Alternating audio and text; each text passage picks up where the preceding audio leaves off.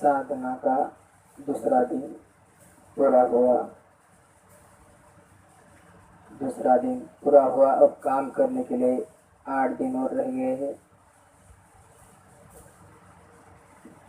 दूसरा दिन पहले दिन से जरा अच्छा, लेकिन फिर भी कठिनाइयाँ तो है ही। आखिर मन को वश में करना है ना, बहुत आसान नहीं है। ये बंदर जैसा मन, ये मरकट मन कितना चंचल, कितना चपल। एक शाखा को छोड़ता है, दूसरी पकड़ता है, एक छोड़ता है, दूसरी पकड़ता है, एक विचार छोड़ता है, दूसरा आरंभ कर देता है, वो छोड़ता है, तीसरा आरंभ कर देता है। कितना अशांत है, कितना बेचैन है।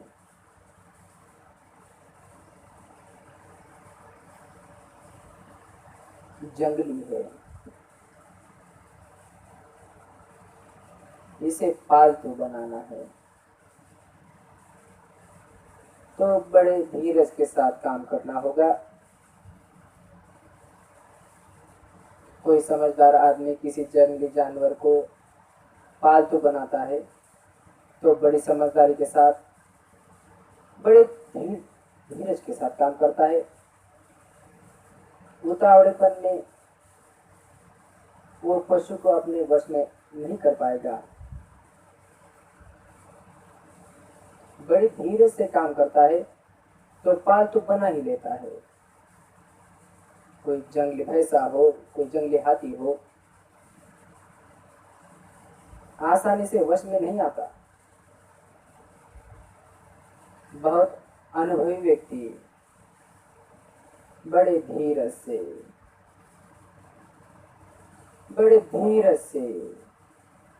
उसे अपने वश में करता है। वही जंगली पशु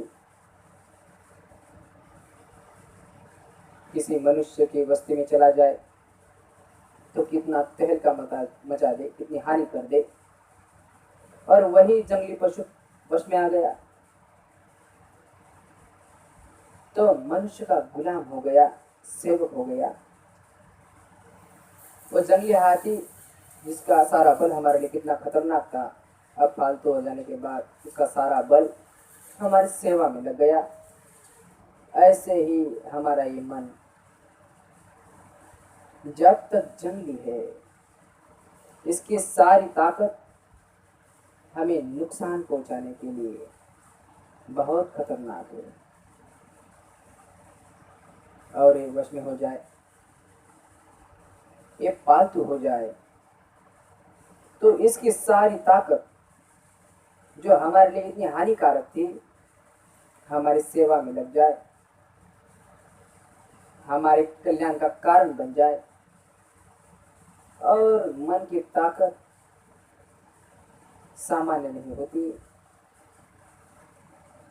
एक बड़े से बड़े हाथी की ताकत से कई गुना अधिक हानि करती है तो कई गुना अधिक लाभ पहुंचाती है तो कई गुना अधिक। यही काम करने आए हैं कि अपने जंगली मन को, बेकाबू मन को कैसे काबू में ले आए, कैसे पालतू बना ले, कैसे इसका सारा बल अपने कल्याण में लगा ले। धीरज, बहुत धीरज। जो साधक जो श्रमण अधीन होता है, देखो 2 दिन हो गए, अभी भी मन नहीं टिकता, या आगे जाकर के 5 दिन हो गए, अभी भी नहीं टिकता, यूं करता है, व्याकुल होता है, तो समझना चाहिए अरे यही तो मेरी पुरानी आदत रही। मन चाही बात नहीं हुई कि मैं व्याकुल हुआ, अनचाही बात हुई कि मैं व्याकुल हुआ। ये तो स्वभाव था। इसी स्वभाव का संवर्धन कर रहा हूँ। अब साधना के नाम पर करने लगा, चाहता ये हो कि एकाग्रता मिल जाए, और एकाग्रता नहीं मिलती तो मनचाही नहीं हुई ना, तो व्याकुल हुआ। हाय रे 2 दिन बीते, मेरा मन तो टिका ही नहीं, 2 दिन तो बीत गए, मेरा मन तो टिका ही नहीं। तो व्याकुल होने का स्वभाव उसे ही तो बदलने आए हैं, अशांत रहने का स्वभाव उसे तो बदलने आए हैं, और उसको बढ़ावा देने लगे। खूब समझना चाहिए, जब जब देखे कि व्याकुलता आई, किसी भी कारण से आए, मन भटक गया इसलिए आए, मन नहीं टिकता इसलिए आए, मन में कोई बुरे विचार उठे उसे लेकर पश्चाताप हो इसलिए आए, और कोई बात आ गई जिससे जी घबराने लगा।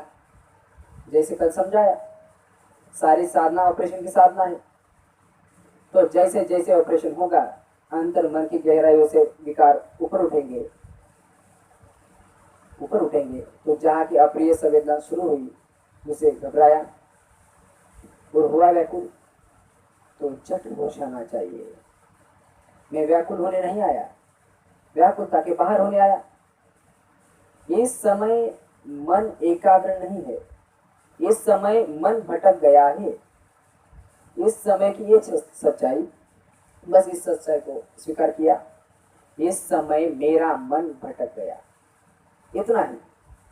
उसको बुरा न माने, उसके प्रति क्रोध ना करे, चाहे अपने आप पर ही क्रोध करे, क्रोध करेगा तो व्याकुल हो ही जाएगा। सच्चाई जैसी है वैसी है, मन भटक गया, फिर सांस पर ले आए, सांस तो है, फिर शुरू कर दिया, फिर मन भटक गया, तो मन भटक गया, फिर होश आया, अरे भटक गया, तो मुस्कुराते हुए फिर सांस पर लेके आए, फिर रोना नहीं, व्याकुल होना नहीं, उसी स्वभाव को तो पलटने आए, जैसा है वैसा है। मन भटक गया है, ये सच्चाई है, बस स्वीकार कर लिया, फिर काम में लगे। और देखेंगे, अगर समझदारी से काम करेंगे बहुत व्याकुल नहीं होंगे। तो देखेंगे कि मन जो भटक गया उसे वापस सांस पर लाने के लिए कोई खींचतान भी नहीं करनी पड़ेगी। शुरू में तो यूं लगेगा मन भटक गया, उसे फिर खींच के लाए, अरे तू कहाँ चला गया, तुझे तो ये काम करना था, फिर भाग जाएगा, फिर खींच के लाएंगे, फिर एक खींचने में तनाव होता है, काहे खींचे, मन भटक गया। इस क्षण की यह सच्चाई है, मन भटक गया, अपने आप आ जाएगा, अपने आप सांस पर आ जाएगा।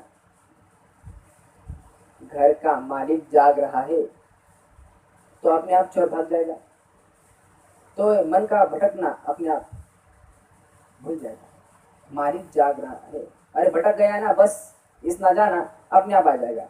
ये होने ही लगेगा। किसी बात को लेकर के उदासी नहीं आने दे, निराशा नहीं आने दे, व्याकुलता नहीं आने दे। बाही नासिका से सांस को गुजरता है कि दाहिनी नासिका से गुजरता है, अरे मुझे साफ साफ नहीं मालूम होता, अच्छी बात है, मुझे साफ साफ नहीं मालूम होता, ये इस क्षण की सच्चाई। व्याकुल क्यों, जरा सा सांस तेज करके देख लिया, मालूम होने लगा, व्याकुलता का है। मुझे कहा गया कहाँ छूता है, मुझे तो छूना मालूम ही नहीं हुआ, तो नहीं मालूम हुआ। इस सच्चाई को स्वीकार कर कि सांस कहाँ छू रहा है मुझे नहीं मालूम हुआ। तो जरा सा तेज करके देखे, यूं बड़ी धीरज के साथ, समता के साथ, बिना व्याकुलता के साथ काम करेंगे तो काम करना आसान हो जाएगा। जितने जितने अधीर होंगे, जितने जितने व्याकुल होंगे, तो देखेंगे काम करना और कठिन हो गया। सांस का छूना नहीं मालूम हो रहा और हम व्याकुल हुए। व्याकुल मन बड़ा स्थूल मन होता है, व्याकुलता दूर हो जाए, निराकुल मन, शांत मन अपने आप सूक्ष्म बन जाता है। सूक्ष्म बन जाता है तो संवेदनशील बन जाता है, तो ये सांस का छूना आसानी से मालूम होने लगेगा। और जितना सांस के छूने को मालूम करने के लिए व्याकुलता बढ़ाई, उसने अपने लिए दीवारें खड़ी कर दी, आगे बढ़ नहीं पाएंगे। तो बड़ी समझदारी के साथ, बड़े धीरज से, जो व्यक्ति जितने धीरज से काम करेगा वो व्यक्ति, वो श्रमण उतने ही जल्दी सफलता प्राप्त कर लेगा। और जितना अधीर हो उठेगा उतना ही अपने लिए कठिनाइयां पैदा कर लेगा। इस बात को खूब समझे। जो जो अनचाही बातें हुई जा रही है, साधना करने बैठे अनचाही बातें होती है, अनचाही बातें होती है, ये उनको यथाभूत स्वीकार कर। अब तक तो जो कुछ अप्रिय होता था उसका भोग भोगते थे, भोक्ता भाव से। ये पीड़ा आई, वो पीड़ा, हाय रे मरा रे, ये कठिनाई हो गई रे, ये कैसी साधना है रे, रोना ही रोना। अब वो भोक्ता भाव से बाहर निकल करके दृष्टा भाव, साक्षी भाव, ऐसा हो रहा है, हम उसे प्रभावित नहीं होते, ऐसा हो रहा है, हम उसे जान रहे हैं। भोक्ता भाव क्षण क्षण, धीरे धीरे भोक्ता भाव समाप्त होता चला जाएगा। दृष्टा भाव, साक्षी भाव, तटस्थ भाव, धीरे धीरे आगे बढ़ेंगे तो कर्ता भाव भी समाप्त होते चला जाएगा। हम कुछ नहीं कर रहे, अपने आप हो रहा है, हम क्या कर रहे हैं? अपने आप घटना घट रही है। और आगे बढ़ेंगे तो एक अवस्था आएगी, दृष्टा भाव भी समाप्त हो जाएगा, केवल दर्शन है। मैं देख रहा हूं, घटना घट रही है, मैं देख रहा हूं, मैं जान रहा हूं। अभी लंबी बात है वो, लेकिन आगे जाकर के ऐसा हो जाएगा, देखा जा रहा है, घटना घट रही है, जाना जा रहा है, मेरे समाप्त हो जाएगा। वो आगे की अवस्था है। लेकिन एक काम अच्छी तरह से समझ जाओगे तो ही वो अवस्था आएगी। पहले भोक्ता भाव से बाहर निकले, धीरे धीरे कर्ता भाव से भी बाहर निकले। घटना घट रही है, उसे जान रहा हूँ, चलो फिलहाल इतना ही, उसे जान रहा हूँ, उसे साक्षी भाव से, तटस्थ भाव से इतना ही शुरू करें तो देखेंगे प्रगति आसान हो गई। एक बात बड़ी अच्छी तरह से समझ लेनी पड़ेगी, जिस व्यक्ति को शुद्ध धर्म के रास्ते चलना है, शुद्ध धर्म वो कि जो सार्वजनिक होता है, कुदरत का वो कानून, विश्व का वो विधान, निसर्ग का वो नियम, जो सब पर एक जैसे लागू होता है। भारत की पुरानी भाषा में उसे धर्म नियमता कहते थे, उसे धर्म कहते थे। वो किसी धर्म का अलग नहीं होता, वो किसी धर्म का अलग नहीं होता, किसी लोगों का अलग नहीं होता, भारतीयों का अलग नहीं होता, अमेरिकन का अलग नहीं होता, सबका,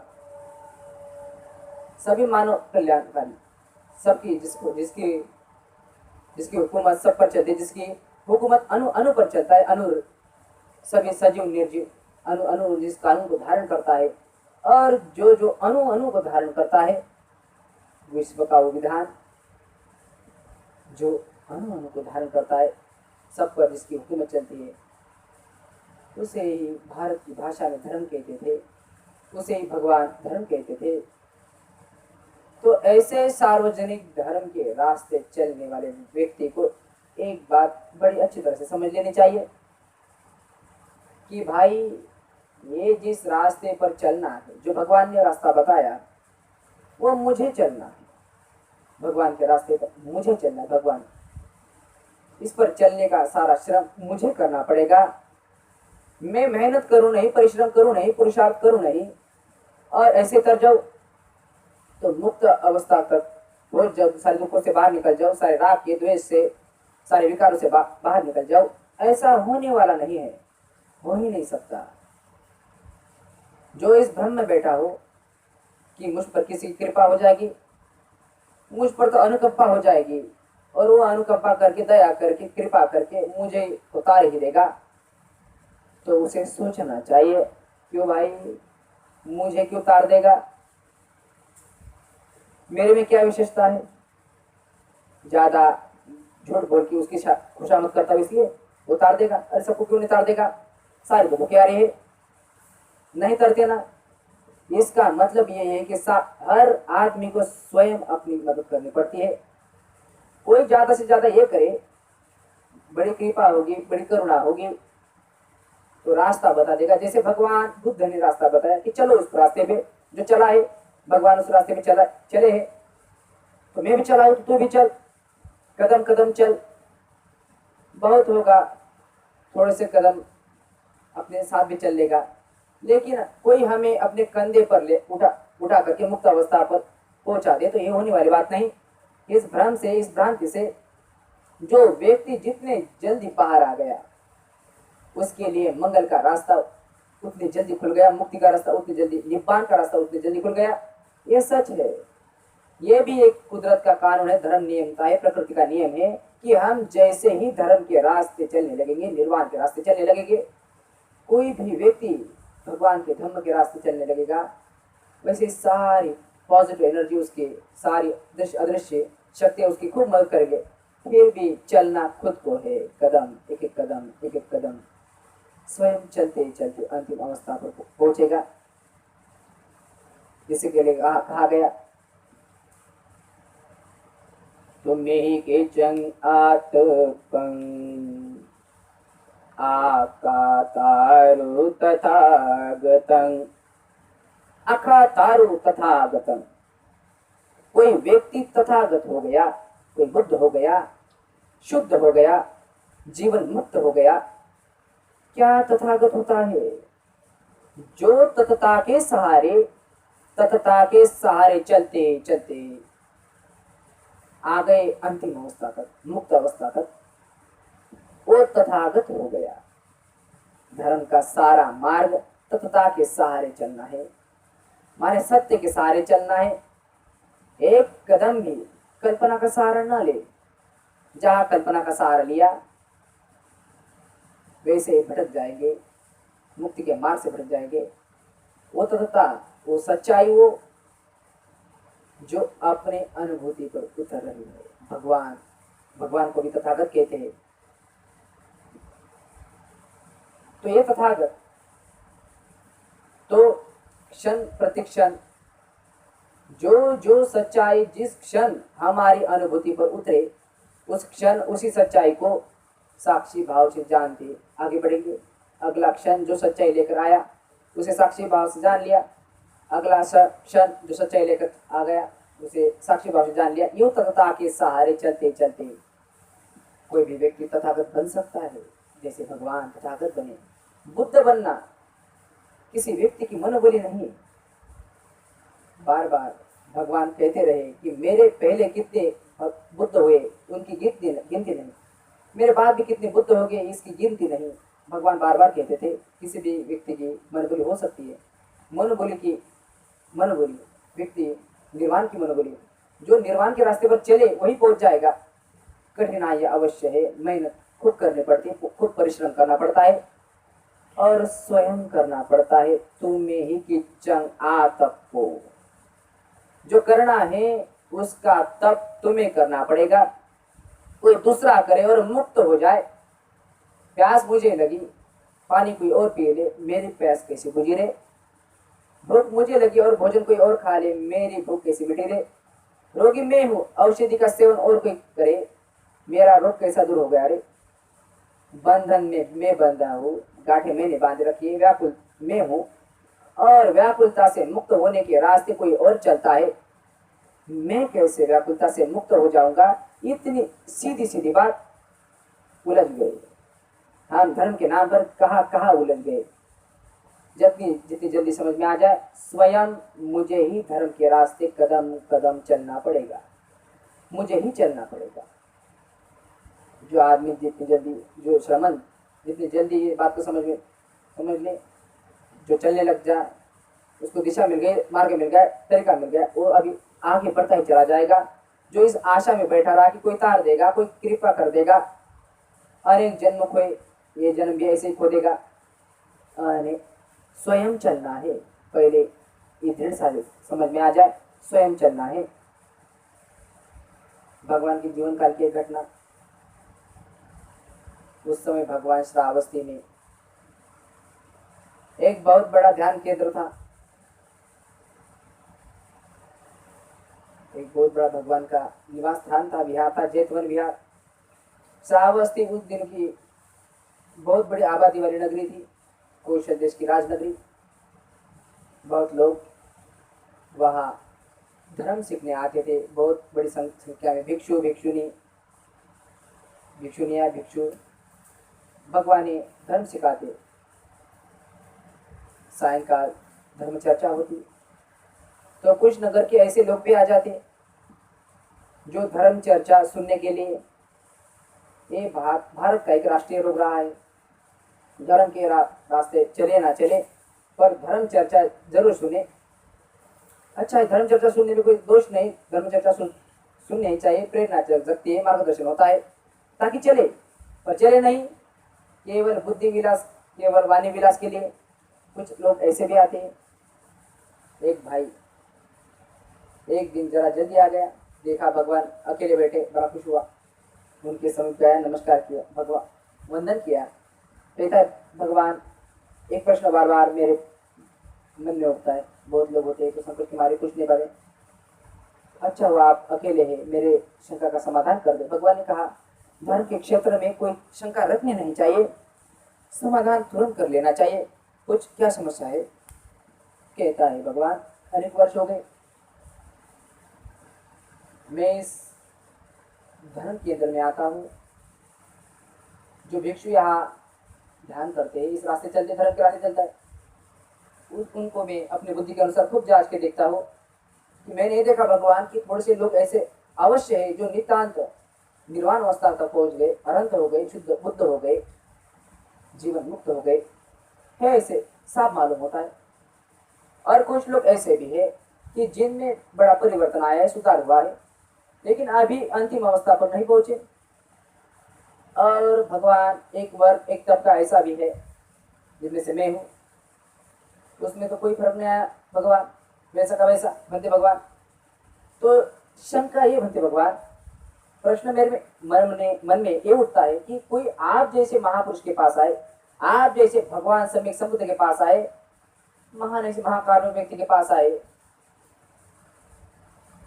और भगवान कोरा रह जाए, अधूरा रह जाए, ये कैसी बात? आप अपनी सारी शक्ति लगा करके हमें तार क्यों नहीं देते? अपनी सारी करुणा के बल पर हमें तार क्यों नहीं देते? भगवान मुस्कुराए, रोज यही तो समझाते थे, पर कोई समझना ही नहीं चाहे। ऐसे लेप लगाए रहते हैं लोग कि सच्ची बात सुनना नहीं चाहते। तो नहीं समझ रहा था तो कहा चल समझाता हूँ तुझे। उसके उनके समझाने के, भगवान के समझाने के तरीके अलग अलग रहते थे। कोई प्रश्न पूछता था, उसी से ही प्रति प्रश्न पूछ लिया करते थे। तो इसलिए इसे भी प्रति प्रश्न पूछा, कब आए, कहाँ के रहने वाले हो? महाराज यही भगवान यही श्रावस्ती का रहने वाला। अरे नहीं, तेरा चेहरा मोहरा क्या है, तू यहाँ का नहीं, तू यहाँ का रहने वाला नहीं, तू अन्य प्रदेश का, यहाँ आके बस गया। तो भगवान ये तो ठीक कहा आपने, वैसे तो मैं मगध देश का रहने वाला, राजगीर का रहने वाला, कई वर्षों से यहाँ आकर बस गया हूँ। अच्छा, तो अब राजगीर से तेरा सारा संबंध टूट गया, वहाँ जाना आना नहीं होता? नहीं भगवान, खूब जाना आना होता है। अभी तो मेरे परिवार के लोग, मेरे मित्र रिश्तेदार है, काम धंधा है, बहुत बार आता हूँ जाता हूँ। अच्छा, तो तू इतनी बार यहाँ से राजगिरी जाता है, श्रावस्ती से राजगिरी जाता है, आता है जाता है, तो यहाँ से राजगिरी का रास्ता तुझे बहुत मालूम हो गया होगा? हाँ भगवान, बहुत मालूम हो गया, बहुत बार चला हूँ। तो एक बात और बता, यहाँ रहते हुए इतने वर्ष हो गए तो अनेक लोग तेरे परिचित हो गए होंगे, उन अनेक परिचित लोगों में से कुछ तेरे घनिष्ठ हो गए होंगे। जो घनिष्ठ हो गए वो इतना तो जानते ही होंगे कि तू यहाँ का रहने वाला नहीं है, मूलतः तो मगधवासी है, राजगिरी का रहने वाला, यहाँ आके बस गया, तो बार बार आता है जाता है, तो इसलिए तुझे रास्ता खूब मालूम है। वो लोग जानते होंगे। महाराज भगवान जो मुझे अच्छी तरह से जानता है वो भी इसी बात को खूब अच्छी तरह से समझता है। तो भगवान, तो भाई उनमें से कोई कोई तेरे पास आता होगा कि ये पूछने के लिए कि यहाँ का राजगीर का रास्ता कैसा है, तो तू बता देता है कि गुप्त रखता है। महाराज गुप्त रखने की क्या बात, खूब समझा के बता देता हूँ। ऐसे पूरब की ओर चलना, यूं चलते चलते वाराणसी आएगी और यूं फिर आगे बढ़ना, यहाँ मुड़ना वहां मुड़ना, और गया आ जाएगी, फिर आगे बढ़ते जाना और यूं वहां मुड़ना यहाँ मुड़ना और राजगिरी आ जाएगी। खूब समझा देता हूँ भगवान, खूब बताता हूँ। तो एक बात और बता, जिसको जिसको तुमने समझाया वो तो राजगुरी पहुंचा होगा, कैसे पहुंच गया होगा भगवान? हमने तो समझा दिया रास्ता, अब वो चले तो पहुंच जाएगा। अरे भले आदमी, यही तो मैं कहता हूँ कि ये इतने लोग जो मेरे पास आते हैं, भीड़ की भीड़, वो इस बात को खुद समझ गए हैं कि ये व्यक्ति मुक्ति तक का रास्ता खूब जानता है, क्योंकि चला है, मुक्ति तक के रास्ते पर चला है, अपने अनुभव से जान गया। तो पूछते हैं बेचारे, मैं क्या छुपाऊं, बड़े प्यार से उनको बताता हूँ, ऐसा रास्ता है, कदम कदम चलते हुए ये स्टेशन आएगा, ये वो स्टेशन आएगा, ऐसा अनुभव होगा, वो अनुभव होगा, ये कठिनाई आएगी, ये सारी बातें समझा देता हूँ। अब कोई बातें, सारी बातें सुन करके 3 बार सूर्य झुकाए और कहे साधु साधु साधु, बहुत अच्छा कहा आपने, और चलूंगा नहीं एक कदम भी, तो कैसे पहुंच जाएगा भाई, कैसे पहुंच जाएगा? कोई चल पड़े, एक कदम भी चला तो अपने लक्ष्य के एक कदम नजदीक पहुंच गया। 10 कदम चला तो 10 कदम नजदीक पहुंच गया। 100 कदम चला तो 100 कदम नजदीक पहुंच गया। और जिसने कदम कदम चलते चलते हुए सारा रास्ता माप लिया, वो तो पहुंच ही गया लक्ष्य तक। चलना तुम्हें ही पड़ेगा। कोई बड़े प्यार से रास्ता भरे बता दे, चलना तुम्हें ही पड़ेगा। ये बात हर साधक, धर्म के रास्ते चलने वाले हर साधक को ये बात बहुत अच्छी तरह से समझ लेनी चाहिए। चलना मुझे ही पड़ेगा। अपने मन को मेला किसने किया? स्वयं मैंने किया ना। अपने अबोध अवस्था में, मेरे अपने अज्ञान अवस्था में, अपने मोह मूर्ता में हमने गाढ़े बांधे और अपने मन का स्वभाव दूषित कर लिया, उसे राग रंजित, द्वेष दूषित, मोह मूर्त बना लिया। और इसका जिम्मेदार कोई अदृश्य शक्ति उसे क्या पड़ी कि संसार के सारे प्राणियों के मन को विकारों से ग्रस्त कर दो और सबको दुखिया बना दो।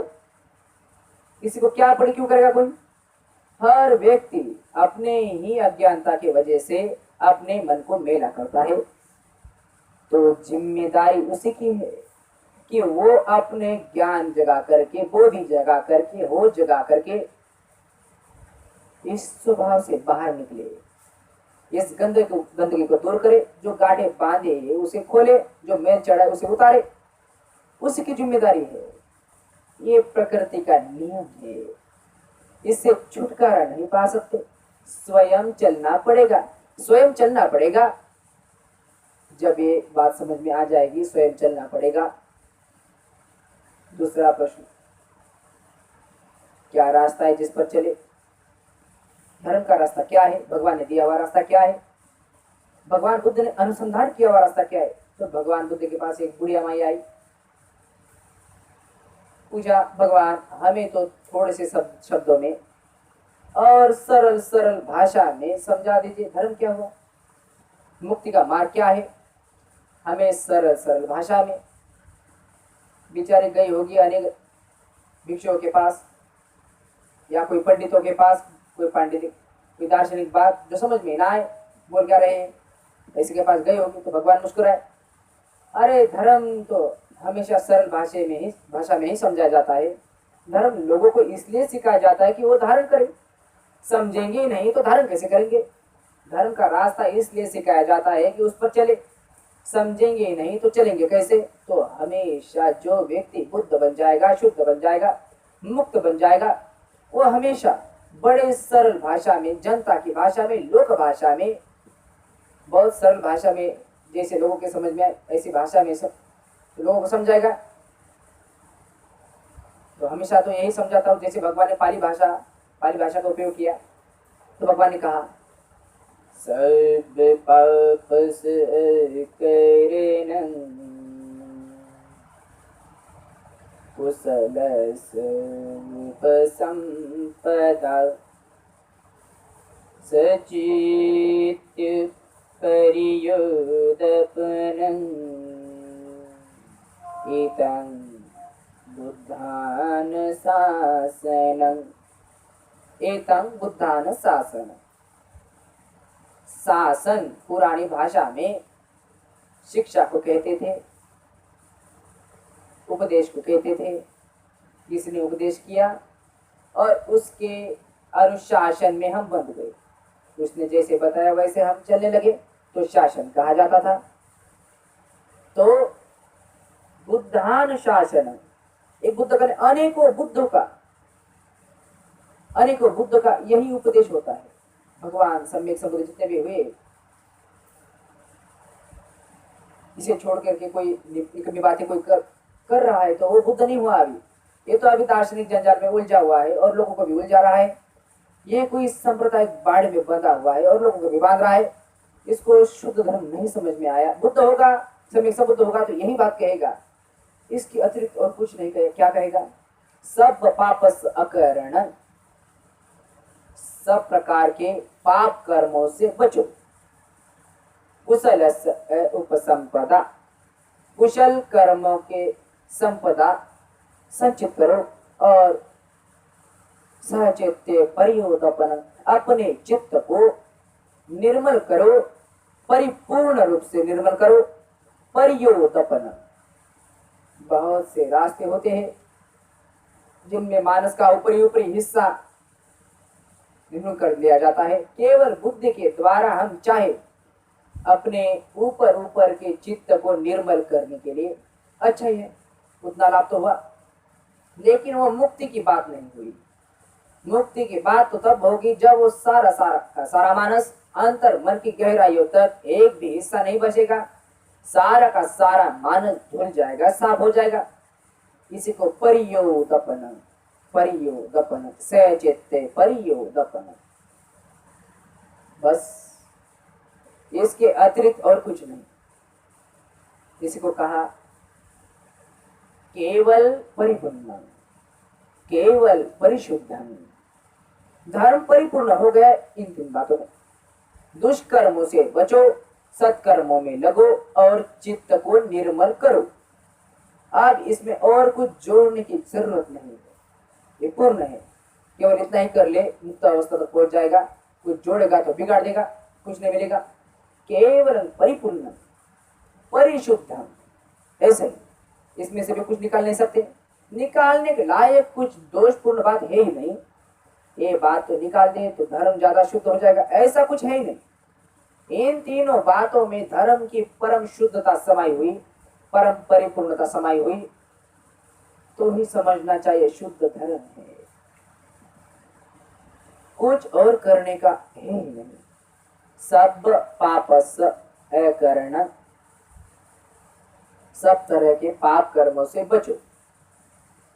पाप कर्म क्या हुए? सब तरह के कुशल कर्मों में लगो। कुशल कर्म क्या? पुण्य क्या, पाप क्या? पुण्य क्या, पाप क्या? बात तो बड़ी सीधी सी है, लेकिन ये बात जब दूषित हो जाती है, किसी संप्रदाय के साथ बन जाती है, इस संप्रदाय के साथ जुड़ गई तो बिगड़ गई। अब उसके अलग अलग परिभाषा, क्या पुण्य है, क्या पाप है, क्या धर्म है, क्या पाप है, क्या लीड है। कुछ लोग जो धर्म को सिख नहीं समझते, तो इस तरह से बाह्य आरंभन करने वाले व्यक्ति, बाहर बाहर का दिखावा करने वाला व्यक्ति बड़ा धर्मवान, ऐसा नहीं करने वाला व्यक्ति बड़ा धर्मवान नहीं। तो हर संप्रदाय की अपने अपने बाहरी दिखावे होते हैं। तो इस संप्रदाय का धर्मवान कहलाने वाला व्यक्ति इस तरह का उसका बाहरी दिखावा, दूसरा संप्रदाय का धर्मवान कहलाने वाला उसका उसकी तरफ अलग तरह का दिखावा। ये बाहरी दिखावा उनके लिए धर्म बन गया, से धर्म तो छूट गया। किस किस के बाद तो समझ में आ जाए कि बाहरी दिखावे में क्या पड़ा हुआ है। तो बाहरी दूसरी बात एक और समझ में आएगी, किसी एक संप्रदाय के किस प्रकार के कर्मकांड, इस प्रकार के कर्मकांड, जो व्यक्ति इस प्रकार के कर्मकांड करता है वो व्यक्ति धर्मवान, जो इस प्रकार कर्मकांड नहीं करता वो धर्मवान नहीं। तो अलग अलग संप्रदाय के अपने अपने कर्मकांड, किसी धर्म माने और किसी धर्म ना माने, फिर उलझा दिया। इससे भी निकला कोई आदमी इस कर्मकांड में क्या पड़ा है। और एक बड़ा बंधन, बहुत बड़ा बंधन, हर संप्रदाय की अपनी अपनी दार्शनिक मान्यता, हर दार्शनिक मान्यता एक संप्रदाय खड़ा कर देती है। हर सांप्रदायिक दार्शनिक मान्यता एक उलझा हुआ है, बंधा हुआ है। तो इस संप्रदाय का व्यक्ति जो इस दार्शनिक मान्यता को मानने वाला सारे जीवन ही अंधेरे में रहेगा। जो जो लोग इस दार्शनिक मान्यता को मानने वाले हैं वो तो धर्मवान, जो इस दार्शनिक मान्यता को नहीं मानते उनका धर्म से क्या लेन देन। और अलग अलग संप्रदाय और उनकी अलग अलग दार्शनिक मान्यता, बस समझ लेना चाहिए धर्म नहीं है। धर्म हमेशा एक ही होता है, सबके लिए एक ही होता है। भिन्न भिन्न जहाँ हुआ वो छिलके है, ऊपर के छिलके सार नहीं है, सार हमेशा एक ही होता है। तो क्या पाप है और क्या पुण्य है, क्या कुशल कर्म है, क्या पाप है। कोई व्यक्ति अपने शरीर से, अपने वाणी से कोई भी ऐसा काम करे जिससे अन्य प्राणियों को हानि पहुंचती हो, अन्य प्राणियों को सुख शांति भंग होती हो, पाप ही पाप है, पाप ही पाप है। ऐसे ही अपने शरीर से, अपने वाणी से आप ऐसा काम करें जिससे अन्य प्राणियों को सुख शांति मिलती हो, उनके कष्ट दूर होते हो, उनको कोई हानि ना होती हो, उनका मंगल होता हो, पुण्य ही पुण्य है। सब पर एक जैसा लागू होता है। शरीर और मन की वाणी से कोई दुष्कर्म, क्या दुष्कर्म करेगा? वाणी से कोई कड़वी बात बोलने लगेगा, कोई झूठी बात बोलेगा, कोई कटु बात बोलेगा। शरीर से किसी की हत्या करेगा, चोरी करेगा, व्यभिचार करेगा, नशा पता करेगा, औरों की हानि करेगा, औरों की सुख शांति भंग करेगा। मनुष्य एक सामाजिक प्राणी है, उसको समाज में रहना है। गृह त्यागी है, गृहस्थ है, उनको तो रहना ही है। लेकिन जो गृह त्यागी है उनको भी समाज के साथ रहना है, समाज के साथ संपर्क बना ही रखना पड़ता है। कहा जाएंगे मनुष्य एक सामाजिक प्राणी है, गृह हो, गृह त्यागी हो। शरीर और वाणी से कोई कार्य करता रहे, कोई कर्म कर रहे कि आसपास के लोगों के व्याकुल होते रहे या फिर उनकी शांति भंग हो जाए, तो सीधी सीधी बात है, मैं अपने आसपास के लोगों को अशांत कर दूंगा, व्याकुल कर दूंगा, मुझे शांति कैसे मिलेगी?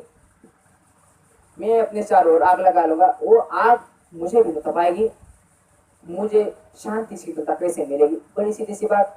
समाज में रहना है, वो समाज के नियम, जैसे कि समाज की व्यवस्था शांति कायम हो, हमको नियम पालन करने हैं। एक धर्म की बड़ी ऊपरी ऊपरी बात होती है, लेकिन गहराई में जाएगा तो बात समझ में आएगी। जरा गहराई में जाना शुरू कर देगा तो बात खूब बात समझ में आना शुरू हो जाएगी। जो ये समझ में आएगी कि मैं किसी भी व्यक्ति की हानि नहीं कर सकता, ना शरीर से और ना वाणी से, तब तक नहीं कर सकता जब तक मैं अपनी हानि ना कर लूं। बड़ी अजीब बात। ऐसा ही है, कुदरत का नियम ऐसा ही है। हत्या तब तक नहीं कर सकेगा जब तक अपने भीतर क्रोध ना जगा ले, दुर्भावना जगा ले, वो भी इतनी गहरी, तब जाके किसी की हत्या करेगा। चोरी तब तक नहीं कर सकेगा जब तक लोभ ना जगा ले, व्यभिचार तब तक ना करेगा जब तक वासना ना जगा ले। सारा का सारा शरीर और चित्त के दुष्कर्म करने के पहले मन में कोई ना कोई विकार जगाना होता है। और जैसे ही विकार जगाया कि कुदरत ने दंड देना शुरू किया, प्रकृति ने दंड देना शुरू किया, धर्म नियम दंड देना शुरू, बनते बताए नियम है, कोई करके देख ले। हत्या करता है और अंदर क्रोध ही नहीं आता, द्वेष ही नहीं आता, हंसते हंसते कौन किसी की हत्या करेगा? चोरी करता है, लोभ ही नहीं जागता, व्यभिचार करता है, वासना नहीं जागता, विकार जागेगा? कैसे हुआ? विकार जागता है तो व्याकुल होता हो कि नहीं? विकार जागता, भीतर देखना आया ही नहीं, बाहर का आलम्बनी कोई प्रमुख हो गया, भीतर हमने देखा ही नहीं, मेरी हानि कितनी हो गई। अपनी हानि हो रही है, ये बात धर्म के रास्ते चलते चलते खुद समझ में आने लगेगी। तो मैं शरीर और वाणी से कोई ऐसा काम नहीं करूं जो पाप कर, जो अन्य लोगों की सुख शांति भंग करने वाला हो, अन्य लोगों को पीड़ा पहुंचाने वाला हो, ऐसा कोई काम ना करूं। तो मैं किसी पर ऐसा नहीं कर रहा, मैं अपने आप पर ऐसा कर रहा हूं। मैं नहीं कर रहा तो मैं अपने आप को दुखी नहीं बनाता, मैं अपने आप को दुखी बनाऊं तभी दूसरों को दुखी बनाऊंगा। ये बात खूब समझ में आने लगेगी, खूब समझ में आने लगेगी।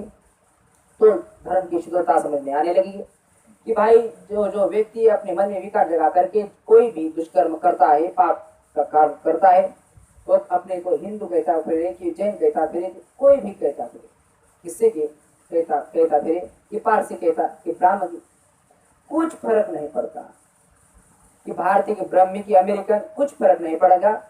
जो जो व्यक्ति मन को मैला करके शरीर और वाणी से दुष्कर्म करता है, कुदरत उसको तत्काल दंड देती है। बंधे बनाए नियम है प्रकृति के, बस यही शुद्ध धर्म है। ठीक इसी प्रकार कुशल कर्म करे या अकुशल कर्म, सबसे बड़ा कुशल कर्म ये कि चित्त को मैला किए बिना उसे एकाग्र बनाना सीखे। कुशल चित्त की एकाग्रता बड़ी कल्याणकारी। सारे अच्छे काम तभी होंगे जब हमारा मन, हमारा चित्त हमारे वश में होगा। चित्त वश में नहीं है तो हमसे कोई अच्छा काम होगा ही नहीं, बुरा ही बुरा काम करेंगे। और चित्त वश में हो जाए और विकारों के साथ हो जाए तो बुरा ही बुरा काम करेंगे, वो एकाग्र काम नहीं आएगी। चित्त को निर्मल बना करके एकाग्रता प्राप्त करे तो कुशल ही कुशल काम होगा, कुशल ही कुशल काम होगा। और तीसरा, मान लो कि हमने चित्त को निर्मल बनाया भी, ऊपर ऊपर से निर्मल बनाया, एकाग्र किया, लेकिन अनेक जन्मों से जो विकार को जगाने, विकार को जगाने का जो संस्कार बनाए बैठे हैं अंतर मन में, जो गांठे पर गांठे, गांठे पर गांठे जो इकट्ठी करके रखी है, ऐसा गांठ गठीला बना है भीतर से। सारा मानस गांठ गठीला, सारा शरीर का गांठ गठीला, सारा रेशा रेशा गांठ गठीला, पता नहीं, देखते ही नहीं ना, देखेंगे तो पता लगेगा कितना गांठ गठीला हो गया, कितना व्याकुल रहता है उसकी वजह से। वो जब तक नहीं निकल जाएगा, ऊपर ऊपर से हजार अपने चित्त को निर्मल कर ले, निर्मल कर ले, एकाग्र भी कर जाए, लेकिन मुक्ति नहीं मिली, दुखों से मुक्ति नहीं मिली, विकारों से जड़ों से मुक्ति हो जाएगी, उस दिन से ही मुक्ति मिली। इसलिए परियोदपन, पूर्ण मानस, सारा का सारा मानस विकारों से मुक्त होना चाहिए, मैं से मुक्त होना चाहिए, मैं से मुक्त होना चाहिए। ये तीसरी, इन तीनों को उन दिनों की भाषा में कहा सब पापस करण, माने शील सदाचार का जीवन जीना, कुशल से उपसंपदा माने समाधि का जीवन जीना, मन को कुशल करके अपने वश में करने का अभ्यास करना, और सहचेत्य परियोदपन, अपने अनुभव से ऐसी प्रज्ञा जगाए कि जिससे अंतर मन की गहराइयों तक कोई विकार टिकने ना पाए, सब निकल जाए। तो शील समाधि और प्रज्ञा, शील समाधि प्रज्ञा, यही शुद्ध धर्म होता है। इस पर ना बौद्धों की मनोबली, ना हिंदुओं की, ना जैनों की, ना ईसाइयों की, सबके लिए समान रूप से कल्याणकारी, और इससे हर व्यक्ति आसानी से इसका पालन कर सकेगा। आवश्यक नहीं कि इस संप्रदाय में दीक्षित हो जाओ, इस बाड़े में बन जाओ, अपने को इस नाम से पुकारने लगो, तभी इस रास्ते से चल पाओगे, नहीं तो चल नहीं पाओगे, नहीं तो लाभ नहीं मिलेगा। पहले बाड़े में बन जाओगे फिर चलोगे तो लाभ मिलेगा, ऐसी बात है ही नहीं। तो धर्म नहीं है तो फिर बाड़ा बन गया, तो कहीं ना कहीं तो धोखे की बात है। धर्म सार्वजनिक होता है, ये बात समझ करके इस रास्ते चलना है। और जरा रास्ते को जरा विवरण के साथ और समझाया गया, जरा विवरण के साथ समझाया गया। वैसे तो रास्ते पर चलने वाले व्यक्ति को मोटे मोटे बात रास्ते की समझ लेनी चाहिए, कहाँ तक हो जाएगा। ये नहीं बात समझेगी तो मन में शंका होगी, कहाँ जा रहे, क्या कर रहे, इसका क्या रिजल्ट हुआ, शंका रहेगी, काम नहीं कर पाएगी। इसलिए उसको भले उसको बुद्धि के स्तर पर समझ ले, चलना जो है वो जो एक एक कदम चलना पड़ेगा। तो जैसे हाथ में टॉर्च लेकर के एक एक कदम जिस कदम पर आगे बढ़ना है वहां प्रकाश पड़ना चाहिए, खूब समझना चाहिए। एक कदम कैसा, अगला कदम उठाए तो वो कैसा, पहला कदम उठाए तो वो कैसा, उस सारा का सारा मार्ग वो एक एक कदम पर बड़े विवरण के साथ समझते आगे चलेंगे। अब बड़े बड़े मोटी मोटी रूपरेखा समझ ले, सारा मार्ग क्या है।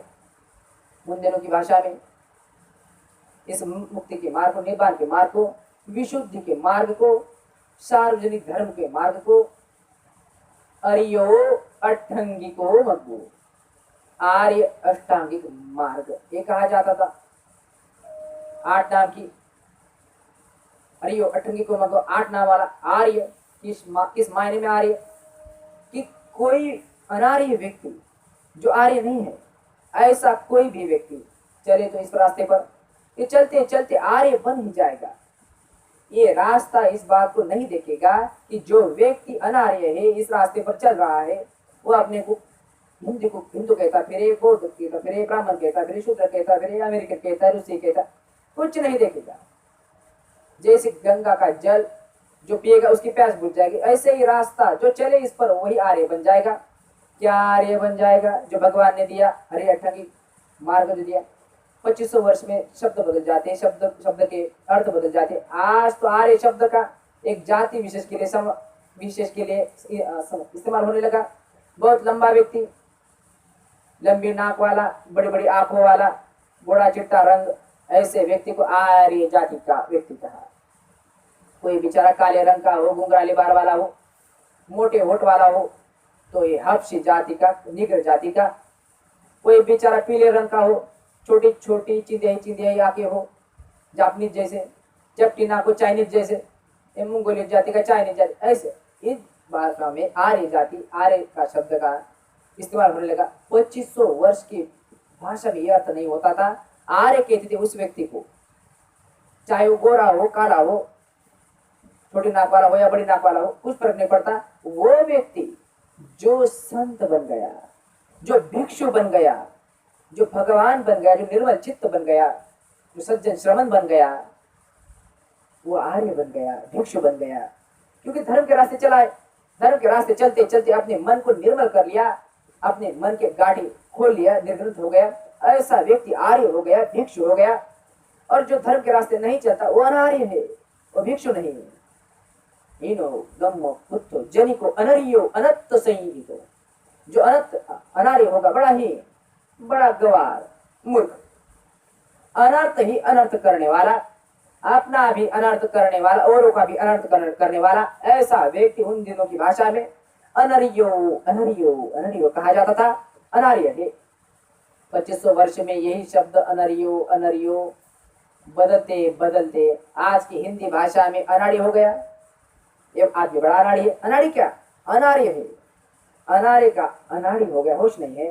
क्या करे? इसे होश नहीं है, अपनी हानि करता है, औरों की हानि करता है। इस अर्थ में जो अनाड़ी है, जिसे होश नहीं है, जो मूढ़ है, अपने भी हानि करता है, औरों की भी हानि करता है, ऐसा कोई व्यक्ति हो, इस रास्ते चलते चलते आर्य बन ही जाएगा, संत बन ही जाएगा। इस माने में अरियो मग्गो, अठंगी को, 8 अंग वाला जो भगवान ने धर्म बताया, जो 8 अंग धर्म के, वही 3 विभाजन, शील, समाधि, प्रज्ञा। तो शील के अंतर्गत धर्म के 3 अंग आए, समाधि के अंतर्गत धर्म के 3 अंग आए, और प्रज्ञा के अंतर्गत धर्म के बचे हुए 2 अंग आए। तो शील के अंतर्गत तो क्या 3 अंग आए? सम्मा वाचा, सम्मा कम्मंतो, सम्मा आजीवो। लिख ले, यदि बुक हो तो लिख ले, पुरानी भाषा है। सम्मा माने सम्यक, सम्यक कहते जिसे सही हो, जो ठीक हो, और जो स्वयं अपनी अनुभूति पर उतारे। सम्मा वाचा, वाणी हमारी सम्यक हो, सही हो, ठीक हो। कौन सी वाणी सही होती है? जो निर्मल है। कौन सी वाणी निर्मल होती है? जो औरों की हानि नहीं करती। तो हमारे अनुभव पर ऐसी वाणी उतरनी चाहिए कि जो कि औरों की हानि नहीं करती। माने वाणी के मैल दूर होने चाहिए। वाणी कैसी मैली होती है? कोई आदमी वाणी से झूठ बोल के किसी को ठगने की कोशिश करता है, वाणी का कर्म मैला हो गया। कोई आदमी कड़वी कटु बात बोल करके किसी का जी दुखाता है, जिसमें उसका जरा भी भला नहीं सर, जी दुखाने के लिए कड़ू बात बोलता है, कड़ी बात बोलता है, तो धर्म वाणी दूषित हो गई। इधर की बात सुन करके उसको कुछ नमक मिर्च लगा करके यहाँ बोल देता है, वहां बोल देता है, ये चुगली का काम करता है, निंदा का काम करता है। तो दो व्यक्ति को परस्पर प्रेम हो, स्नेह हो तो तोड़वा देता है। ऐसा व्यक्ति दुष्कर्म हुआ, ऐसा वाणी का काम दुष्कर्म हो गया, वाणी का कर्म दुष्कर्म हो गया। ऐसे ही कोई आदमी निकम्मी फिजूल काम में अपना समय खराब करता है, तो वाणी का कर्म मेरा हो गया। इन चारों में जो बचा वो निर्मल ही निर्मल। सम्मा वाचा, वाणी अपने आप सम्यक होती तो बचे। सब पाप सकरण, इस तरह से वाणी के कर्म को हम कैसे बचे? तो सम्मा वाचा, सम्मा कम्मंतो। देखिए सम्मा कम्मंतो, कम्मंते कर्म, कर्म पहले मन में जागता है, आगे बढ़ता है, वाणी पर उतरता है, उससे आगे बढ़ता है, शरीर पर उतरता है। तो कर्मांत माने हमारे शरीर के जो कर्म है वो भी सम्यक हो, सही हो, कल्याणकारी हो, अपने लिए भी औरों के लिए भी मैले नहीं हो। तो शरीर के कर्म का क्या मेल है?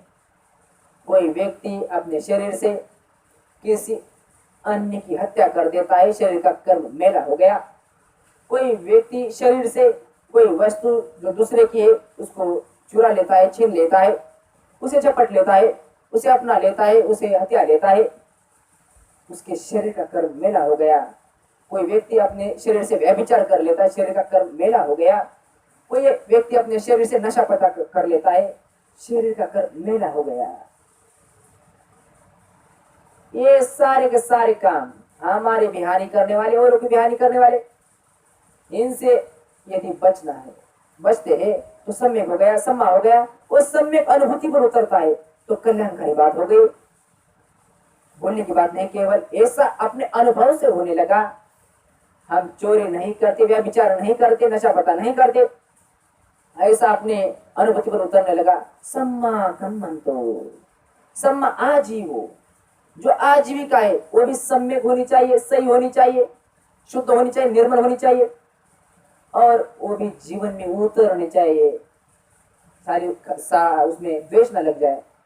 हर व्यक्ति को जीवन यापन करने के लिए आजीविका सहारा लेना पड़ता है, आजीविका का सहारा लेना पड़ता है। तो कैसी आजीविका? गृहस्थ के लिए ज्यादा आवश्यक, सन्यासियों के, भिक्षुओं के भी जो अपने नियम है, जो प्राप्त करता है गृहस्थ से, किस तरह से करे। गृहस्थों की क्या नियम है? हमारे घर आमदनी का जो रास्ता है, हमारे घर जो आमदनी के रास्ते जो पैसा आता है, वो आमदनी का रास्ता कैसा है? उस आजीविका से कई औरों की हानि तो नहीं कर रहा। अपने घर तो पैसा आ रहा है पर औरों की हानि तो नहीं कर रहा। इसे सजग होकर देखेगा कि मेरी आजीविका की वजह से समाज के अन्य लोगों को हानि तो पहुंचा रहा, हानि तो नहीं पहुंचा रहा। ऐसे मसलन जैसे उदाहरण के तौर पर एक आदमी कहता है कि मैं कोई नशा पता नहीं करता, बड़ा शीलवान हूं, मैं कोई नशा पता नहीं करता, अच्छी बात है, लेकिन धंधा करता है शराब का, गांजे का, अफीम का, भांग का, तो जो खरीद के जाएगा वो नशा पता ही करेगा, अपना शील सदाचार को तोड़ेगा ही। तो लोगों को शील सदाचार का जीवन जीने में बाधक हो गया ना, उनको शील सदाचार का जीवन तोड़ने में सहायक हो गया ना, तो उनकी हानि कर दी ना। मेरा घर तो पैसा तो आया, लेकिन मैंने कितने लोगों की हानि किया। कोई कहता है मैं हत्या तो नहीं करता, मैं हत्या नहीं करता, लेकिन धंधा करता है हथियारों का, बंदूकों का, तलवारों का, भालों का, जो ले जाएगा किसी की हत्या करेगा। अरे ये तो तू प्रोत्साहन दे रहा है ना औरों को कि अपना शील सदाचार तोड़ने के लिए। आजीविका सम्यक नहीं तेरी। ऐसे और कोई आदमी कहे कि मैं हत्या नहीं करता, पशु पालता हूँ, गाय पालता है, भेड़ पालता है, बकरी पालता है, उनके खिला पिला के बहुत मोटा करता है, कसाई को बेच देता है, मैं नहीं हत्या करता, वो करे ना। नहीं, ठीक बात नहीं हुई, सम्यक आजीविका नहीं हुई। एक आदमी कहता है कि मैं हत्या नहीं करता और धंधा करता है मांस बेचने का, तो प्रोत्साहन देता है, सम्यक आजीविका नहीं हुई। एक आदमी उसकी आजीविका ऐसी विष का धंधा करता है, जहर का धंधा करता है, कोई ले जाएगा किसी को मार देगा। अरे माने वो सारे धंधे, जिन धंधों को हम दूसरे आदमी को शीलवान होने से वंचित रखते हैं, ऐसा शील भंग होने का हम सहायक हो जाते हैं, शील भंग करने के सहायक हो जाए, तो सम्यक आजीविका नहीं। कभी कभी ये भी समझ लेना चाहिए, धर्म की बात है ना, खूब अच्छी तरह समझ लेनी चाहिए कि ऊपर के एक काम बड़ा शुद्ध नजर आता है, इसमें कोई दोष की बात नहीं है, लेकिन चित्त की चेतना दूषित है तो वही काम सम्यक आजीविका नहीं, मिथ्या आजीविका हो जाएगी। एक उदाहरण बताओ, वर्षों पहले जबकि शुद्ध धर्म का कोई जानकारी नहीं थी, उस पर चलना तो बहुत दूर की बात हुई, उन दिनों की बात, घर का कोई एक परिवार का एक सदस्य बीमार पड़ गया, बहुत बीमार पड़ा, जो घरेलू डॉक्टर था, फैमिली डॉक्टर था, वो कहीं बाहर गया हुआ, तो किसी और डॉक्टर को बुलाए। तो वहां का एक प्रसिद्ध डॉक्टर तो जानता था कि वो बुलाने से आएगा नहीं, लेकिन हिम्मत करके बुला के लाए। किस तरह से खुशामद करे, उस तरह के रोगी, बहुत रोगी है, उसके यहाँ बहुत भीड़ रहे थे। कुछ दिन ऐसा संयोग हुआ कि वो अकेला बैठा मक्खी मार रहा है, कोई रोगी नहीं उसके पास। मन तो खुश हुआ कि उसके पास गया, क्योंकि वो तो हल्के मारे पूछ लिया कि डॉक्टर साहब आपके पास रोज इतनी भीड़ रहती है, आज क्या बात में भीड़ नहीं है? तो बड़ा उदास चेहरा बना करके कहता है, अरे भाई क्या बताए, इस सीजन में तो गांव में नगर में कोई ना कोई बीमारी फैलती, इस साल क्या हुआ पता नहीं, कोई बीमारी नहीं फैली। अरे कैसा डॉक्टर है, ये चाहता है कि बीमारी खूब फैले तो मेरे घर में खूब आमदनी हो, लोगों को ज्यादा से ज्यादा बीमार देखना चाहता है। आजीविका तो अच्छी है डॉक्टर की है, बुरी नहीं है, दुखी होती। किसी चिकित्सा करके रोग से बाहर निकाल करके किसी अपनी आजीविका चला, बहुत अच्छी बात है, बुरी बात नहीं। लेकिन इस डॉक्टर को देखो, सारे डॉक्टर ऐसे नहीं हुआ करते, लेकिन उस समय का वो अनुभव कि उसे देख करके अच्छा नहीं लगा कि कैसा डॉक्टर, उसकी आजीविका सम्यक नहीं हुआ। कुछ वर्षों के बाद शुद्ध धर्म से संबंध हुआ, वो भी शुद्ध धर्म में आया, प्रतिष्ठित हुआ, अपने भीतर सच्चाई देखने की विद्या मिल गई, धर्म मिल गया, भगवान का धर्म मिल गया। तो अपने भीतर देखा तो पता लगा, अरे उस दिन उस डॉक्टर को मन ही मन इतना भला बुरा कहा, जिसकी क्या अपने अपनी क्या क्या हालत है। कोई व्यापारी रहते, उनकी भी क्या क्या हालत है, व्यापारी की क्या मनस्थिति थी। तो समझ में भी आती है कि व्यापारी कैसी मनस्थिति होगी व्यापारियों की। कहीं दुनिया में लड़ाई लग जाए, विश्व युद्ध शुरू हो गया, अकाल पड़ जाए, दुर्भिक्ष पड़ जाए, कुछ ऐसी अवस्था आ गई जिससे कंज्यूमर गुड्स की तंगी हो गई कि उसके दाम बढ़ने लगे, कि जो व्यापारी लोग अपनी भाषा में कहते बाजार सुधर रहा है, अपनी भाषा में कहते बाजार सुधर रहा है ना, बहुत पैसे आएंगे, लोगों को जितनी तकलीफ हो जाए, लेकिन दाम, चीजों का दाम बढ़ना उनकी मनोवृत्ति है, दाम बढ़ना अच्छी बात है, उसी में उनकी कमाई होगी। और लड़ाई वड़ाई बंद हो गई, दुर्भिक्ष नहीं रहा, सुभिक्ष हो गया, कंज्यूमर आइटम्स खूब अब मिलने लगे, दाम मिलने लगे। तो बड़े उदास में से कहते बाजार चौपट हो गई, बाजार चौपट हो गया। मनोवृत्ति कैसे, मेरे चित्त की चेतना कैसे, अपने और से हजारों कहता रहूं कि मेरी आजीविका सम्यक आजीविका है। अगर मेरे चित्त की चेतना केवल शोषण करने की है, अधिक से अधिक लोगों से धन मेरे पास कैसे आ गए, भले लोगों को कितना कष्ट उठाना पड़े, मेरे पास धन कैसा संग्रह होता चला जाए, तो ऊपर से सम्यक दिखने वाली आजीविका समझ लेनी चाहिए, सम्यक नहीं रही, हानिकारक है। गृहस्थ है, धन कमाने में कोई दोष नहीं, भिक्षुओं को धन कमाना नहीं चाहिए, गृह त्यागी सन्यासी है, भिक्षु है, उनके लिए धन संग्रह करना दोष की बात है, उन्होंने धन संग्रह नहीं करना चाहिए।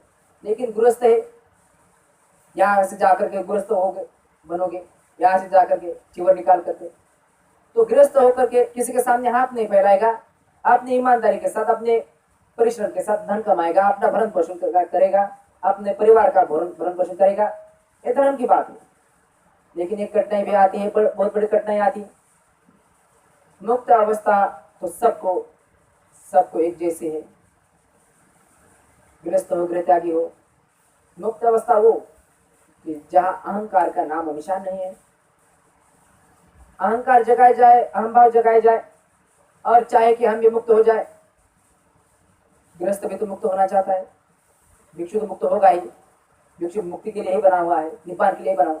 कोई द्वेष जगाएगा तो अंतर मन की एक भावना जगाएगा, मैंने धन कमाया, मेरी अकलमंदी से कमाया, मेरी चतुराई से कमाया, मैं इतना समझदार, मैं इतना चतुर, और ये मेरा धन है। गृहस्थ कहता है मैं मेरा अहम भाव जागेगा ही।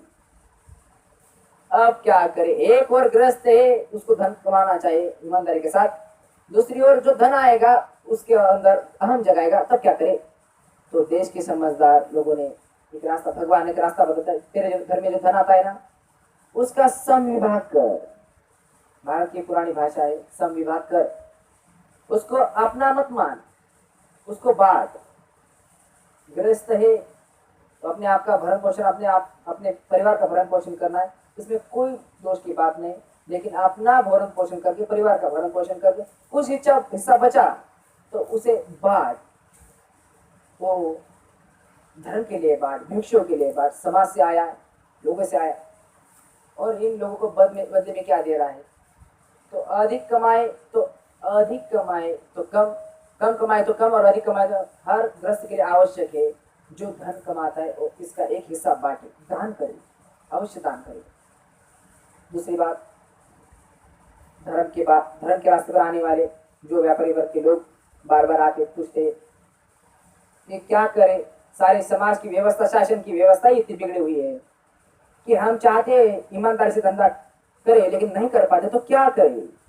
उनकी बात खूब समझ में आती है। जो कुछ भी लोग कर रहे हैं तो उससे भी समझ में आता है। तो एक बात समझ में आती है, जानते कि जहां ये बिगड़ी हुई व्यवस्था है तो तुमको घुटना टेकने के लिए मजबूर करती है, तो उसको एक बार अलग रखो। तुम कम से कम उस बातों में तो दोष का काम मत करो जिसमें तुम्हारा अधिकार है। एक बात तो तुम्हें समझ लेनी चाहिए, जो लोग धर्म के रास्ते चलना चाहते हैं, भगवान के धर्म के रास्ते चलना चाहते हैं और व्यापारी है, काम करते, धंधा करते, कि मेरे घर में जो धन आता है वो मेरे ग्राहक के पॉकेट से आता है, मेरा ग्राहक मेरा अन्नदाता, उसका दिया हुआ अन्न खाता हो, तो मेरे अन्नदाता को मैं कभी धोखा नहीं करूंगा, अपने ग्राहक को कभी धोखा नहीं दूंगा, अपने आगे वाले ग्राहक को माप में, क्वालिटी में, किसी काम में धोखा नहीं। इतना तो तुम कर सकते हो ना। इसमें राज्य की व्यवस्था क्या करती है, इसमें और क्या बात करती है? ये तो तेरा लोभ है ना, तो उसको धोखा देता है अपने ग्राहक को। बस आरंभ करने वाले व्यक्ति को, धर्म के रास्ते चलने वाले व्यक्ति को ये दो बातें गांठ बांध जाए, मैं अपने ग्राहक को धोखा नहीं दूंगा, एक बात। और जो धन आएगा उसका एक हिस्सा दान करूंगा, लोक कल्याण के लिए दान करूंगा, सम विभाग करूंगा, तो सम्यक आजीविका हो गई। तो मिथ्या आजीविका नहीं है। अन्यथा ये दो काम नहीं करता है और वो 4-5 तरह के व्यापार नहीं करता है तो भी सम्यक आजीविका नहीं हुई। मनोवृत्ति केवल संग्रह करने की, और को हानि पहुंचे तो पहुंचे, मेरे पास संग्रह हो जाए, हानिकारक बात हो गई। सम्मा आजीविको, ये तीनों के तीनों शील के अंतर्गत आए। अब समाधि के अंतर्गत तीनों राय, सम्मा व्यायामो, सम्मा सती, सम्मा समाधि। बुक हो तो लिख ले, सम्मा व्यायामो, सम्यक व्यायाम, ठीक तरह का व्यायाम, परिश्रम, पुरुषार्थ, मेहनत। हमारा शरीर कमजोर हो जाए, चले तो यूं डगमगाए कि कोई हमें समझदार आदमी कहता है कि शरीर की कसरत कर, तेरे शरीर की मांसपेशियां मजबूत हो जाए, तो डगमगाएगा नहीं, दुर्बल नहीं हो, तरह तरह के रोग नहीं लगेंगे। ठीक इसी प्रकार हमारा मन दुर्बल हो जाए, रोगी हो जाए, तो समझदार आदमी कहेगा मन की कसरत कर रहे हैं। और ये 2 दिन सपने देख लिया, 2 दिन काम करके सपने देख लिया, कितना रोगी मन, कितना दुर्बल मन, कितना डगमगाता है। साथ लेकर चल रहे हैं ना 2 दिन, ऐसा दुर्बल मन, ऐसा रोगी मन जो साथ चलता है। इसको स्वस्थ बनाने के लिए कोई कसरत चाहिए, जो कसरत हमारे रोगी मन को निरोगा बना दे, हमारे दुर्बल मन को सबल बना दे, बस वही सम्यक व्यायाम। 4 तरह की कसरत होती है। पहली कसरत तो ये कि अपने मन को जांच के देखो कि मेरे मन में ये दुर्गुण है, ये दुर्गुण, जो दुर्गुण हो उसे जानो और उसे दूर करो, उस दुर्गुण को दूर करो। पहली कसरत हो गई, अच्छी कसरत हो गई। फिर जांचो, मेरे मन में अमुक दुर्गुण नहीं है, अमुक दुर्गुण नहीं है, तो मन के सारे दरवाजे बंद, अमुक दुर्गुण नहीं है तो आने नहीं चाहिए, हम आने नहीं देंगे इसको। दूसरी कसरत हो गई। फिर हमको हमारे मन को जांचना है। धर्म के रास्ते चलने वाला आत्मनिरीक्षण करता है, स्वनिरीक्षण करता है, औरों की ओर मत देखो, अपनी ओर देखो। देखता है मेरे मन में ये सद्गुण है, ये सद्गुण है, तो अहंकार नहीं जगा, ये सद्गुण है, अच्छी बात है। अब जो सद्गुण है उसे कायम रहना है, उसे चला ना जाए, उसका संवर्धन करना है। इससे अच्छी कसरत हो गई। फिर अच्छी कसरत हो गई, फिर अपने मन को जांच कर देखता है, मेरे अपने मन में ये सद्गुण तो है ही नहीं, निराशा नहीं, उदासी नहीं, ये सद्गुण नहीं है, तो लाएंगे, मन के सारे दरवाजे खोल दे।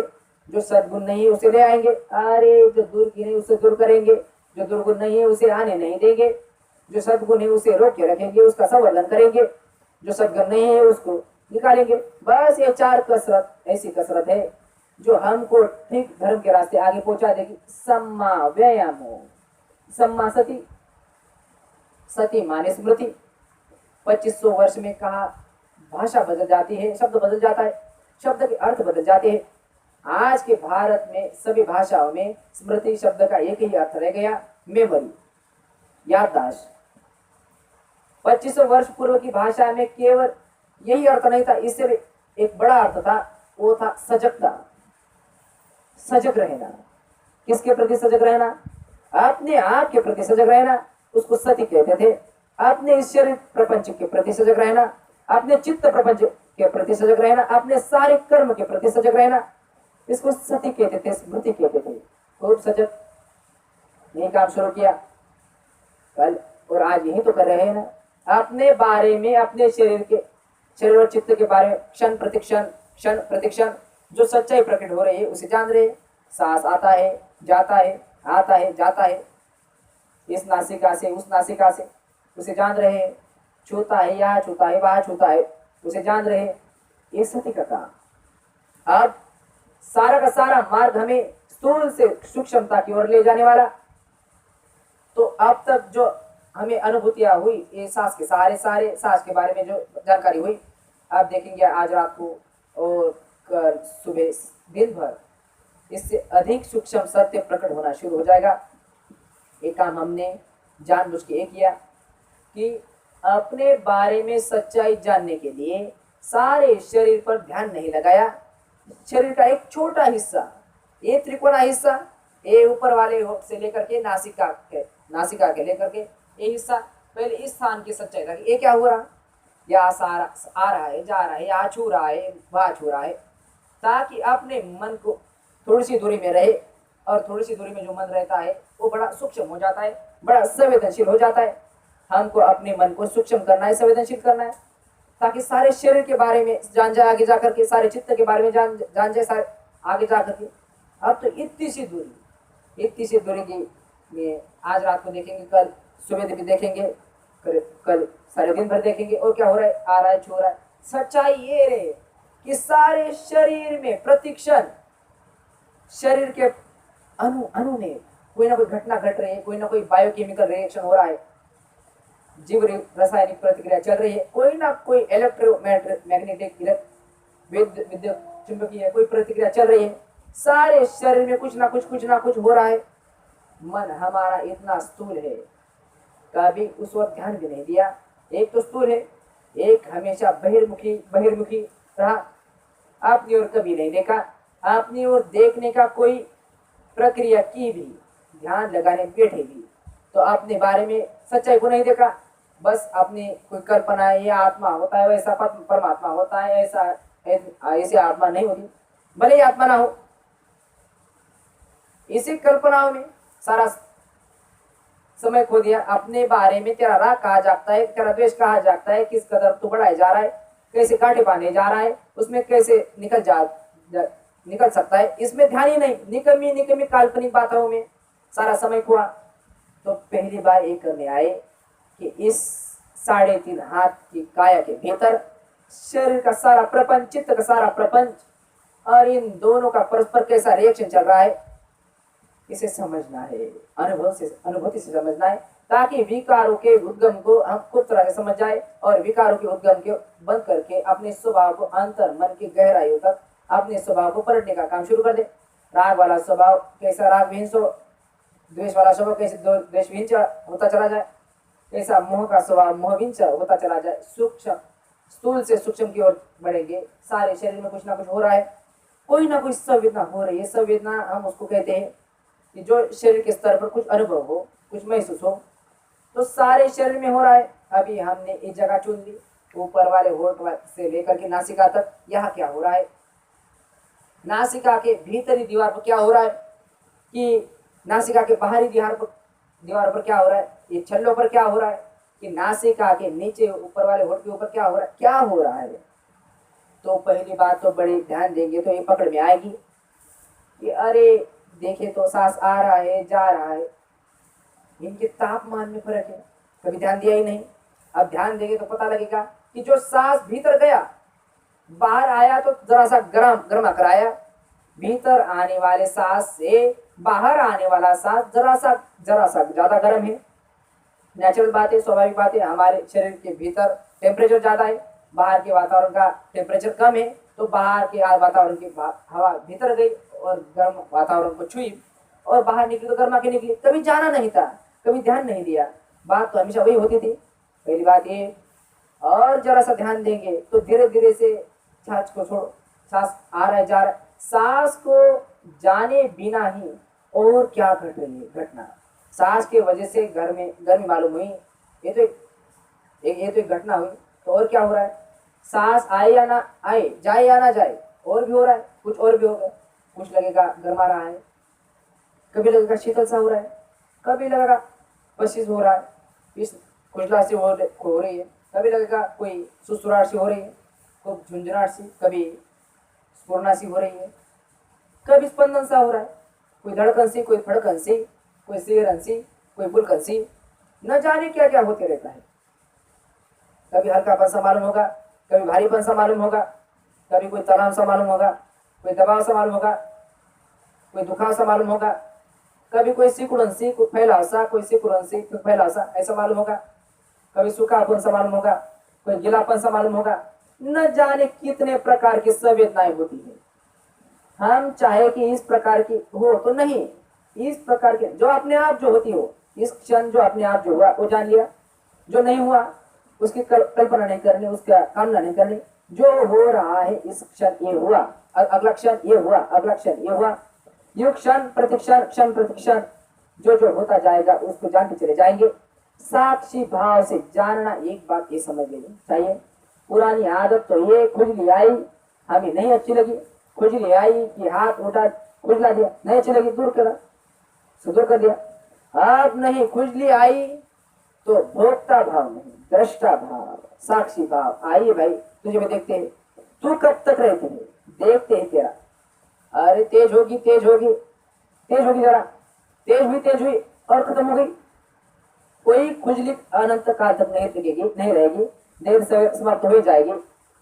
इसी तरह कोई संवेदना महसूस होगी, वो अनंत काल नहीं रहने वाली, उत्पन्न होती है, देर से समाप्त हो जाती है, उत्पन्न होती है, कुछ देर के बाद समाप्त हो जाते हैं। हम तो केवल साक्षी भाव से जान रहे, कुछ नहीं कर रहे।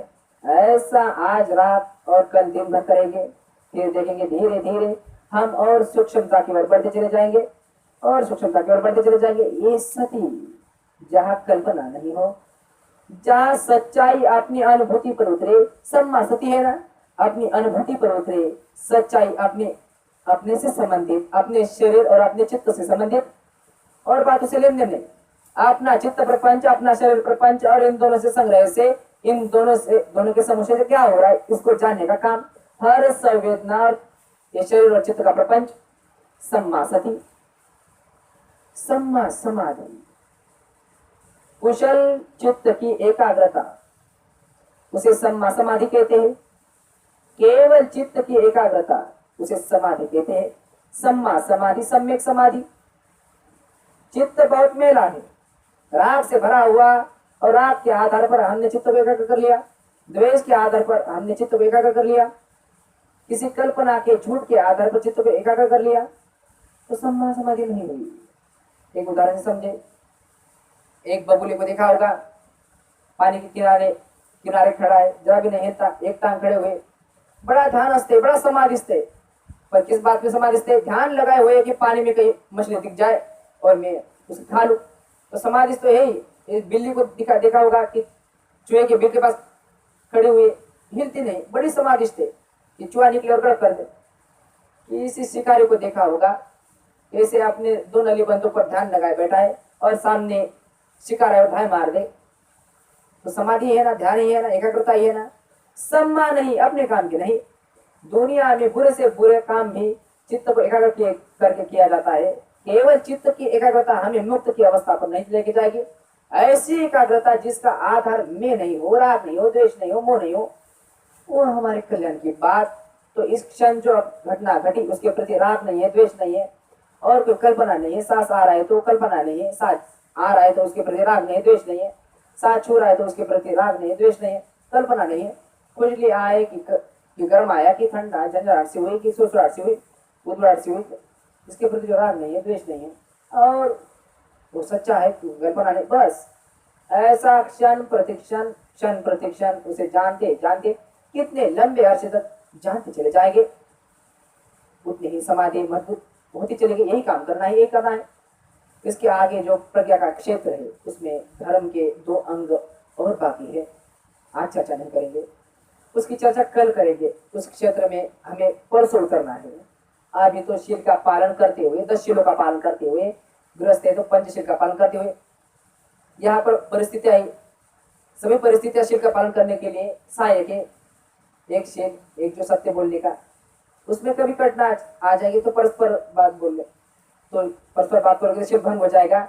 या मार्गदर्शक बुला करके पूछेगा तो बड़ा करके छुपा करके बोल तो शील भंग हो जाएगा। बड़ा सजग रहो इस बात के लिए। इसलिए बाकी 4 शील तो या बाकी 10 शील तो अच्छे से पालन होते ही जाएंगे। आर्य मन का पालन करना है। आर्य मन ही अपने, कल शाम को प्रज्ञा की बात समझेंगे ही, परसों प्रज्ञा के बारे में, प्रज्ञा के क्षेत्र में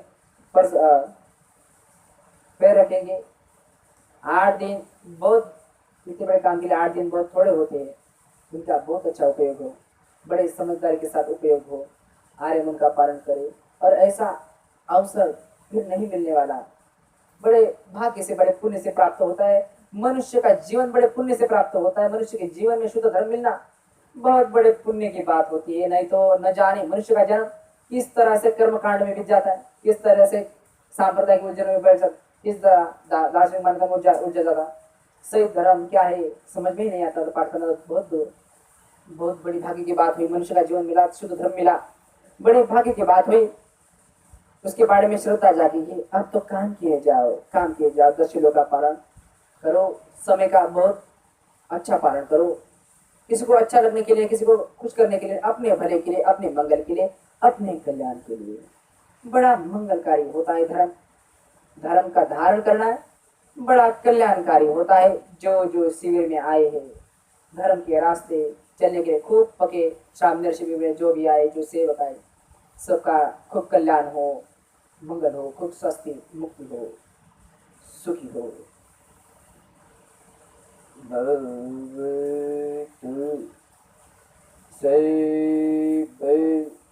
मंगलम भवतु सर्व मंगलम भवतु